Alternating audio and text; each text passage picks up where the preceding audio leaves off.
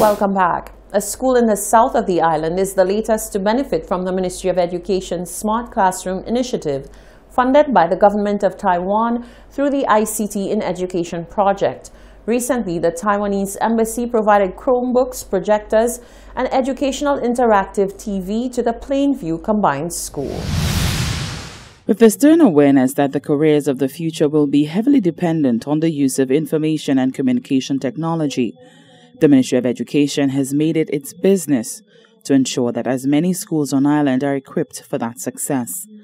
ICT in Education has been a focal point for the ministry, and with the help of the government of Taiwan, smart classrooms are popping up across the country. The first school from the south of the island to be a part of that initiative is the Plainview Combined School, which recently received equipment from the Taiwanese embassy. His Excellency Peter Shen is the Taiwanese ambassador to St. Lucia. At the time that we hear about coding, robotics, drones, e-business, artificial intelligence, Internet of Things, big data, open courses on a daily basis.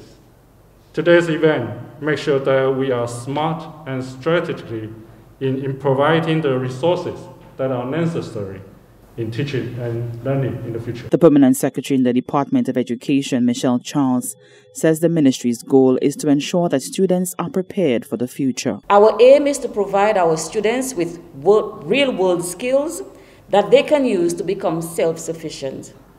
Our gathering here today is an action that sets the foundation for the development of technological competencies required to succeed in the global environment. To the students of the Plainview Combined School, today's gift is an investment in them.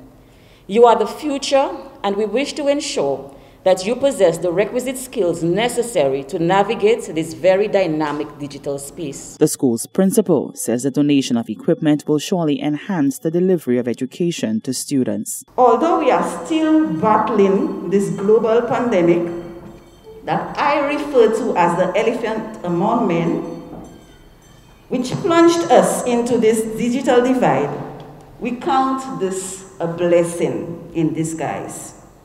This has propelled us all into taking the plunge into the once feared technological world. However, this is a pleasant gesture. Teachers had to learn in a very short space of time the art of helping our students navigate in this small world of knowledge, which we call the virtual world. Teacher training will accompany the equipment being provided to the school. For the Hot 7 News, Nisha Charles reporting. Can a virtual dance festival change the face of how dancers in the region see themselves and their career paths? Artistic director Barry George thinks it can. In fact, he's banking on the upcoming virtual dance festival to kickstart that vision. A national virtual dance festival carted for Thursday, April 29th, is being seen as a guiding light for dancers in St. Lucia and across the region. The event, which is being put on in commemoration of International Dance Day under the theme Harness the Power of Dance to Inspire Hope and Solidarity, is geared at helping dancers to recognize their value. In a world where COVID-19 has changed how many professions engage with the world, artistic director Barry George sees the festival as one that can change the dancing world. He's also the interim president of the National Dance Association. One of the objectives of the festival is to get everybody out of that I'm afraid zone and to defy the odds. Start working and start creating again. Take the chances, but using the protocols to do so. You know, do not hold back because we need to survive. You know, those are dependent on it as a commercial activity. It needs to continue training because also dance also promotes healthy living and healthy lifestyles as well.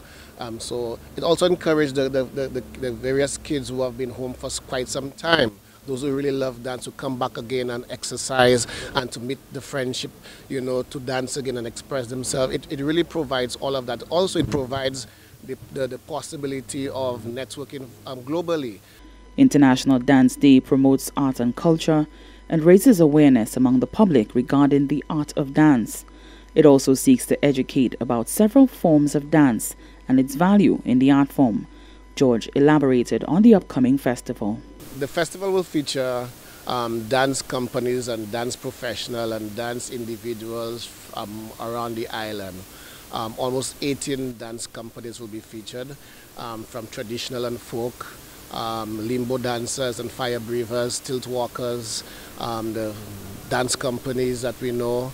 It's really a day of showcasing dance. Also, we'll be connecting with our counterparts, the overseas dancers of St. Lucia will be connected with us on that day as well. And it's really a day to let people realize that dance is really important in our life. It's really important into the St. Lucian culture. There will also be special interviews featuring dance icons and a tribute to fallen dance soldier Anthony Corky Jabatis. For the Hot 7 News, Nisha Charles reporting. The Department of Finance has developed a Citizen's Guide to the 2021-2022 budget, which provides a clear, concise, and simplified presentation of information on the estimates of revenue and expenditure. This forms part of the government's communication strategy geared at fostering greater accountability and transparency of the operations of government through increased access to information in the public domain. Glenn Simon tells us more. The Department of Finance is mandated to provide oversight and management of the preparation of the annual estimates of revenue and expenditure, also known as the National Budget. Permanent Secretary in the Department of Finance, Esther Rigobert, said the department has seen the need for greater public awareness and education on how the department delivers on its mandate. It's the responsibility of government agencies to communicate with the wider public their work program, what they're doing, the initiatives being undertaken, and how that will be of benefit to them. P.S. Rigobert made those remarks in reference to the publication of a Citizen's Guide to the 2021-2022 budget produced by the Department of Finance. She said the guide has simplified the somewhat intimidating over 600-page budget document filled with numbers, figures, and estimates. We found it very useful to develop and publish a document that's very easy to read and understand, so that the average person, whether it be a student, educator, a nurse, doctor, police officer, a farmer, fisherman, regardless, can go through this document within a short period of time and get an appreciation of what's contained in the government's estimates of revenue and expenditure.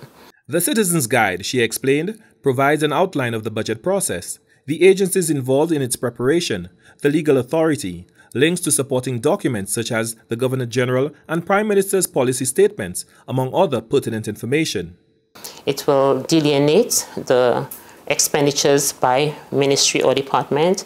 It would show what the total expenditure is expected to be for this fiscal year, and also where the revenues would be derived from, both from tax revenue and grants and other loan facilities, as well as bonds and treasury bills. So that is a form of educating the public.